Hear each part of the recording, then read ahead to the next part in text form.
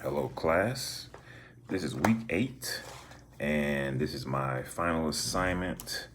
And I'm going to try my very best to explain what I've learned over the last 8 weeks through this YouTube video. So please bear with me. Okay, now, leadership, by definition, is the action of leading a group of people. And that's the most simplified way of defining leadership. So I'm gonna put a spin to that.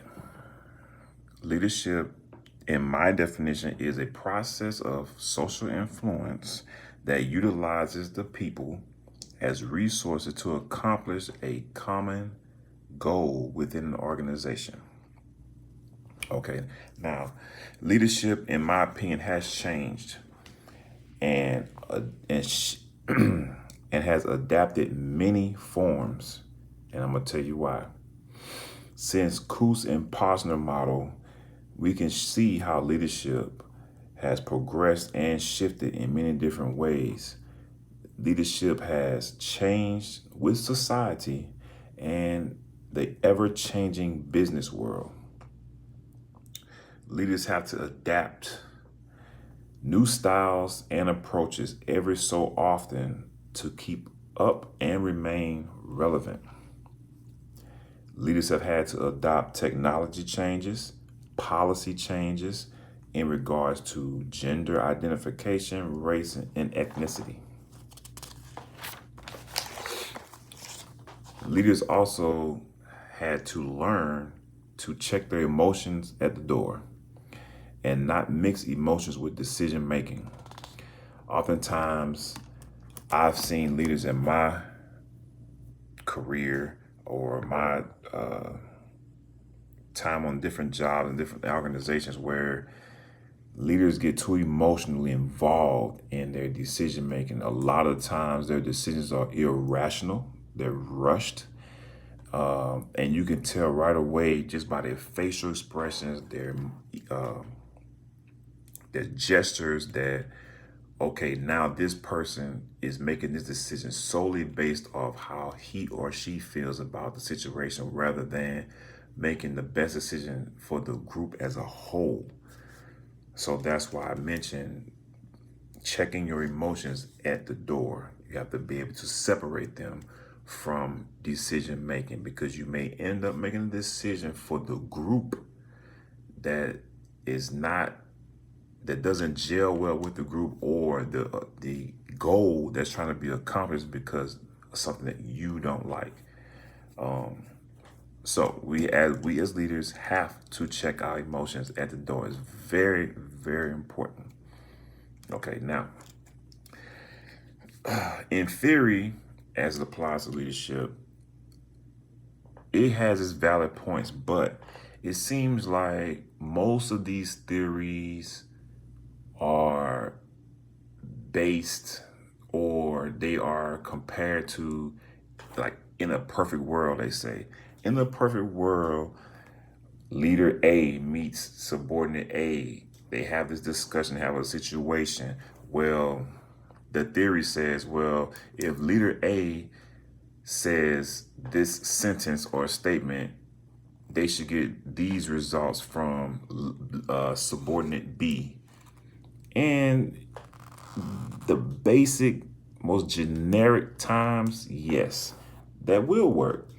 But sometimes things take a shift for the left or the right, for the bad or the better. And there's, to me, no theory or protocol for when those types of things happen.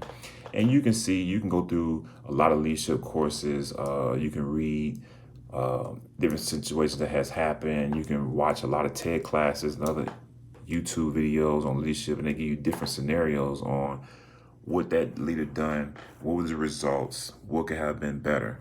And it seemed like you never come across the same situation. It may sound the same, but it's different. So that difference is what I'm talking about. So when you meet that difference, that's when you have to adapt and adjust your method and your approach on how you're going to deal with the situation. So certain situations warrant change, and it warrants different approaches and adaptation to them, and others may not. And the ones that may not are the easiest ones to deal with. A lot of times, leaders aren't equipped with the tools to be able to adapt or deal with the situation that they're not used to, or a situation that they feel may need more attention than just a basic situation. Okay, so what I tell any new leader is this, and I always give this example. I always say, well, always take the good things from your previous leader and take those on board. Tweak them a little bit to your liking, and maybe you can use some of those same methods. And also take the things you don't like from that leader, turn those into positives, or just leave them out altogether. But here's my top 3 here. Okay, now learn your audience. It's very important for leaders to learn their audience. Likes, dislikes, personalities, strengths, and weaknesses. These things are vital for understanding your team and how things may go in any given situation, especially when it comes to being a change agent. If you're going to be a change agent and take on that task, it's important to know those things, because now you know each individual team member, how they react to certain things, their strengths and weaknesses, and now you can tweak your approach and how you're gonna approach the change and whatnot and go forward. It makes you better equipped to deal with the situation. All right, number 2, always put yourself in the shoes of your team members, because you were once in their shoes at some point. So basically, in other words, humble yourself. Understand where they're coming from. Listen to them. That's very, very important. Take the time out to listen to your team members, because they're talking to you, they're opening themselves up, they're making themselves vulnerable. Listen to them, take the time to hear them out. That's going to give them a sense of security. It's going to make them feel compelled. It's going to make them feel like, you know what? That guy, that lady, I can always talk to them because they make time for me. They make me feel like a priority. That's important.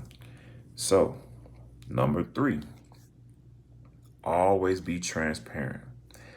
I can't say that enough. That goes for every person in every organization.